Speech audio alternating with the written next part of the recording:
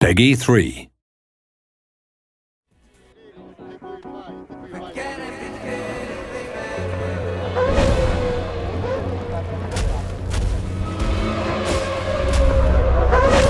We've got basically three key components that make up the weather system. There's the visual effects, so in the dry it's the iconic heat haze, in the wet it's the visual effects on the camera, on the cars themselves, the rain on the track, the puddles, the surface reflections, the rooster tails, the kick-up spray from the tyres.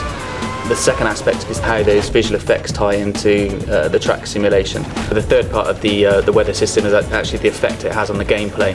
It just changes the attitude of the car completely in terms of driving in the dry or fully wet or partially damp track. So it's all about the sort of strategy elements at those points where the tracks change from wet to dry. The track will evolve as each car individually drives on that surface, and yeah, very, very accurate. The track surface actually knows how wet it is. You'll actually find that the gamers on wet tyres on the drying track will try and seek out those puddles to cool their tyres and stop them from damaging. When you're in the car, you've really got no idea what the weather's doing, but the teams, they know by the radar where the weather is coming in from and how long it's going to last. And that's something that will be added into the game as well. You'll be aware of what the weather's doing roughly, and then you can make your call just like you would in real life.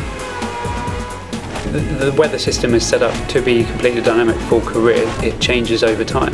So you go to Spa, a typically very unpredictable track. You need to be prepared to alter your car balance as the race weekend progresses, so that when you're heading towards that Sunday race day, you think you've got a car set up that is going to be balanced for the predicted weather conditions.